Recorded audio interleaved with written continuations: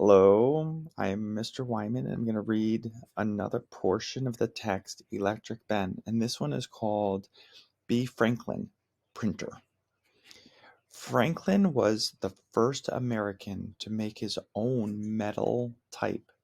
And if you remember, type is the um, metal pieces that are the letters that you would put into a printer. And you can see actually here, it may explain in the text, but um, he is painting ink onto the type, which is all these little tiny metal letters that are put in place, and then they lay paper on top of it. So look, this part, here's a hinge, and this part with the paper on it is going to be pressed onto, that's why it's called a printing press, onto this metal type. And although it takes a long, long time to play, you think it's long to write your letters and write text? After having written text and proofreading and editing and revising it, text that was to be published would be given to a printer, and this is where Ben Franklin read lots and lots and lots of text and became a good writer. He would have to read the text and put each letter, a metal letter, onto what would be a page, a printed page. And what they would do was they would brush this ink on and then press the paper down. And the reason why they would take all that time to put all these metal letters in there is because they could print many pages. It's kind of like copying and pasting on your computer today, except way easier for us. They would just print page after page after page. And if they printed 100 pages of paper and then they changed the type, okay, the metal type in here, in order to reflect another page of written prose writing, the first page that they printed 100 times, they wouldn't be able to reproduce unless they redid the metal type. So they would print as many as they needed, maybe a few extras, right? And then they would do the next page and they would put them all together. So it was a huge process in order to print a newspaper or book, anything. And check this out. This caption says he was the first American to print paper money. So it seems apropos that he would be on the $100 bill.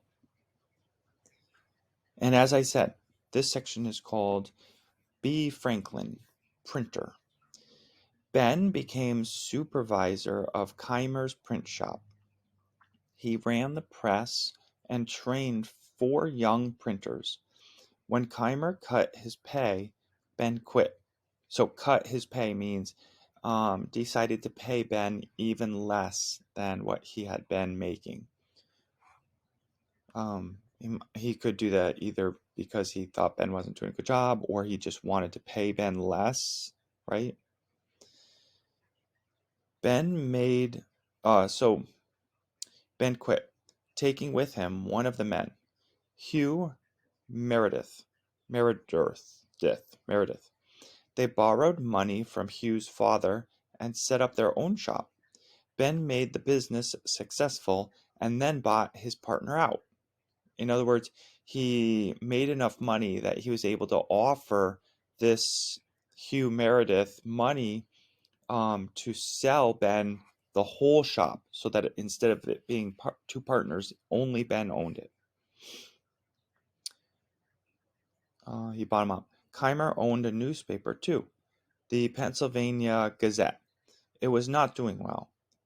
And that might be why Ben got his pay cut, right? So where Keimer wanted to give Ben less money. Seizing his opportunity, Ben began writing sarcastic letters critical of Keimer, which were published in Philadelphia's other paper. He signed them the Busybody. These letters helped the Gazette fail, and Keimer sold the paper to Ben for almost nothing. The sleeping fox catches no poultry. The fox is an animal known for its craftiness and tricking other animals. At the age of 22, Ben Franklin owned his own print shop and the Pennsylvania Gazette, which he soon turned into the most successful newspaper in America. It would make him a wealthy. Now, America at that time was only on the East Coast, the 13 colonies, right? It would make him a wealthy man and a prominent force in the affairs of Philadelphia. In other words, especially media, he would be a person to go to if somebody wanted to spread the word of something, right? Because people read the newspaper. On September 1st, 1730, Ben married Deborah Reed, the young woman who found his first appearance in Philadelphia so entertaining. He had proposed to her before his London trip, but her mother thought they were too young. Despite only writing to her once from England, Ben noted that when he returned, our mutual affection was revived. Franklin said she was as much disposed to industry and frugality as myself, and so the perfect mate. Frugality. To be frugal means to save one's money and be careful with how to spend it and use resources. She kept his books and ran a store in the print shop which sold coffee, tea, stationery, and ink, and other goods. Here we have a man with his nose in a book, like reading, reading, reading. Lots of people reading books, reading, reading, reading. The caption to the side says, in 1731, there were no bookstores in the colonies. Books were a rare commodity, and most of them were shipped from England. Franklin proposed a lending club where all junto members pooled their books together. The group formed the Library Company of Philadelphia, America's first library. Any citizen could read books at the club, but only members could check books out. And over here we have other shopkeepers marveled at Franklin's energy. One observed, I see him still at work when I go home, and he is at work again before his neighbors get out of bed. He was careful to be seen working hard, delivering his own supplies from from the desk from the docks. He to be seen working hard, delivering his own supplies from the docks, always reinforcing the image of an industrious, enterprising, and frugal young man.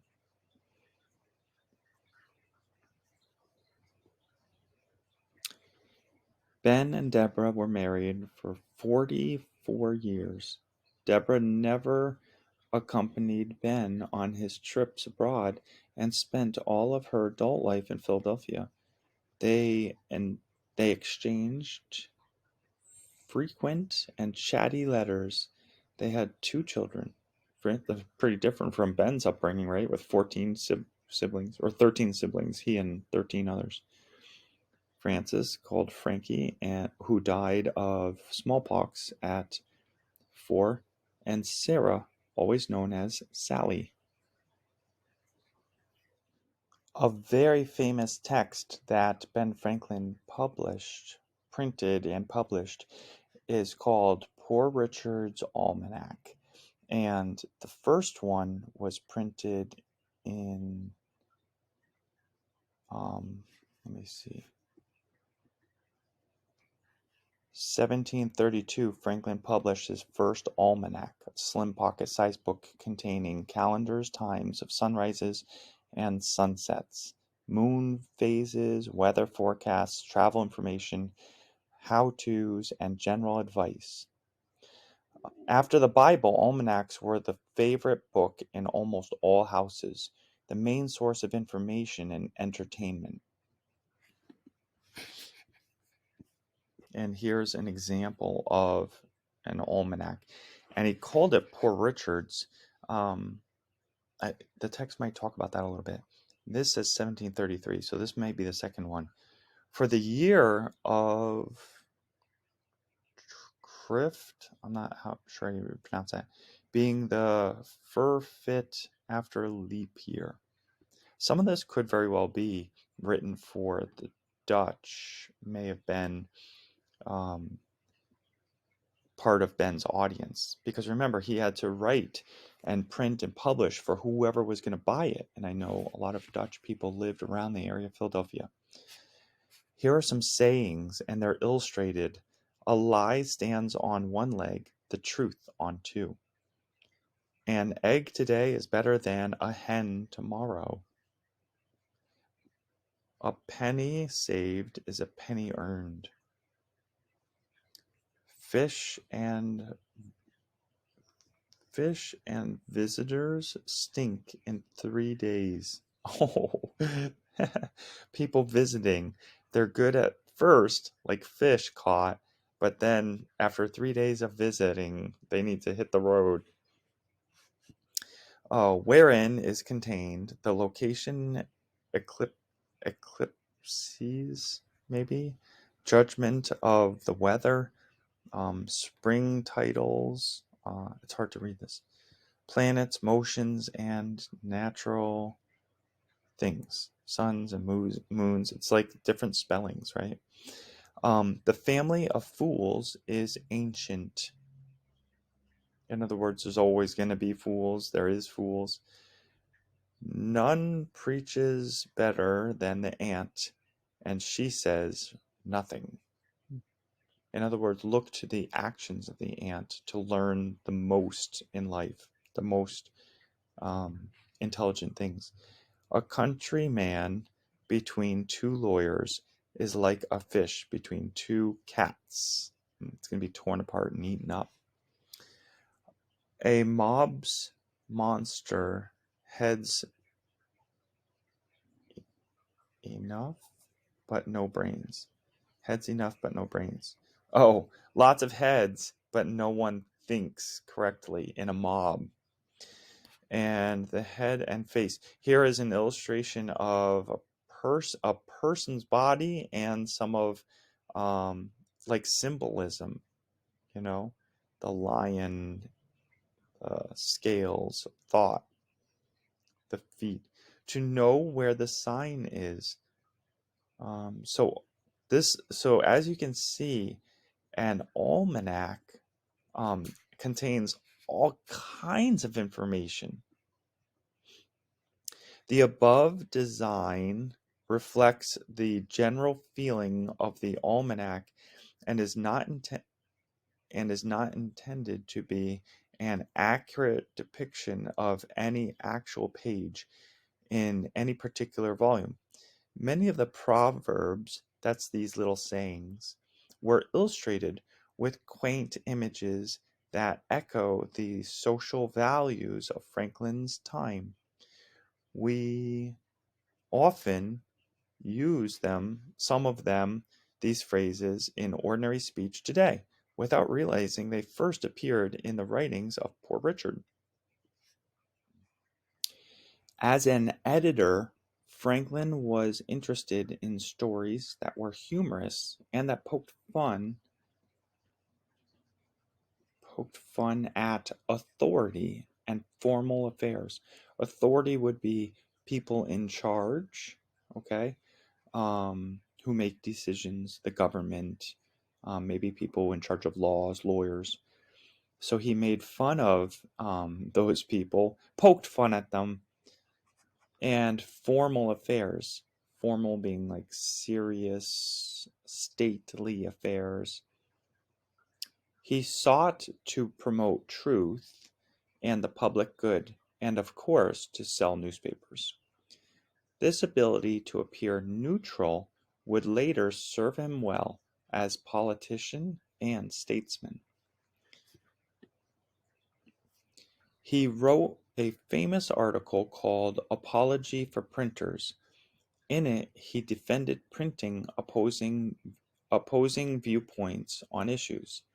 In other words, opposing means going against one another, and opposing viewpoints would mean, kind of going back to the debate idea, it suggests that the newspapers ought to provide both sides of an argument so that the readers can make up their own mind. Franklin said dissenting views were necessary, or the public would have nothing to read but the opinion of printers. He loved biting gossip, usually putting it in the Gazette in the guise of letters he wrote and signed. Alice Addertongue. Notice the play on words with all of these names. Addertongue sounds like to add to the tongue or to add words to someone's speech. Ben's life would be defined by print. He signed his name, B. Franklin Printer. That's what he felt known as and enjoyed as an epithet. Printing made him prosperous and celebrated, and it provided him the means to political leadership. He was not a strong speaker in an era when oratory was important to political success, and he rarely spoke in public for more than a few minutes at a time. Franklin's expertise lay in making the most of the printed page, delighting those who agreed with him and disarming those who did not, always keeping all parties anticipating his next move. Next move reminds me of chess. Thinking ahead, planning. Or Richard Saunders or Sanders. Temperance, silence, order, resolution, frugality, industry, humility. These are all character traits. Sincerity, justice, moderation, cleanliness, tranquility, chastity. Franklin made a list of 13 virtues or character traits. Virtues would be positive character traits he thought might help him develop good habit. He kept a record of his progress and writing in his autobiography when he was in his 70s. He admitted failure with humility. Maybe that's why he's holding it here. It's the one virtue he could never get a handle on. Humility is thinking low of yourself or admitting that you have faults. That would be humility.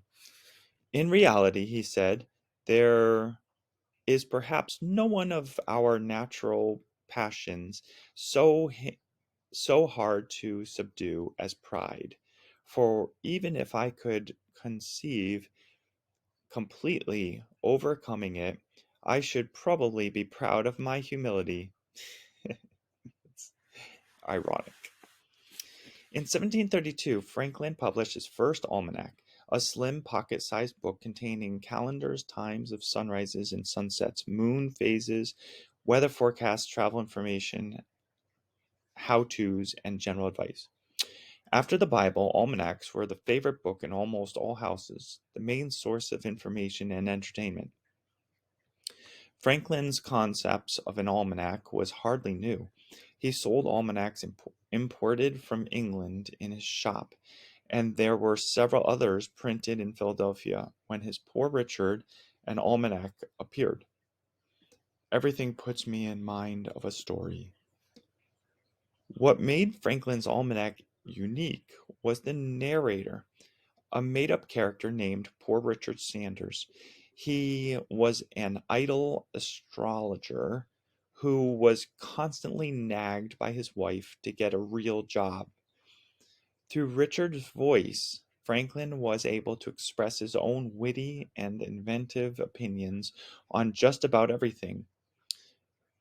And as we've seen, Franklin had a lot of experience with making up characters and pretending to be someone else and writing humorous things, right, in his newspaper writings. Franklin created this distinct character who even thanked those who purchased the almanac for finally providing him an income that stopped his wife's nagging. The almanac, so it's almost like he talked to his readers through his writing and included them in the text. The almanac included recipes, jokes, poems, odd facts, articles on agriculture, astrology, and advice from Sanders on marriage and bachelorhood. People bought Poor Richard's Almanac because of its whimsical sayings and proverbs. They were not all Franklin's original ideas. Many were taken from other almanacs and early writings which he shortened and rewrote to show off with his own wit and insights. Why should I give my readers bad lines of my own, he asked, when good ones of other people's are plenty? He thought Poor Richard would educate its readers. I consider it a proper vehicle, he wrote, for conveying instruction among the common people, who bought scarce any other book. In Poor Richard's final edition in 1758, Franklin assembled about 100 sayings from previous issues. They are spoken by an old man called Father Abraham, who lectures a crowd on frugal and virtuous behavior. Franklin scoffingly describes the crowd's reaction to Father Abraham's sermonizing by stating, "The people heard it and approved the doctrine and immediately practiced the contrary." Contrary would be the opposite. So scoffingly means to laugh or to mock, like in a laughing way, like, "Oh, can you believe it?" And what was he scoffing at? The people heard it. So the common people, they heard the message that this made up character, Father Abraham, was sermonizing, which means preaching or teaching to, in not just teaching, but sermonizing would be like, this is how you should live your life type of thing. So he was saying, this is how you should live your life, but then the people didn't live their lives that way. They did the opposite.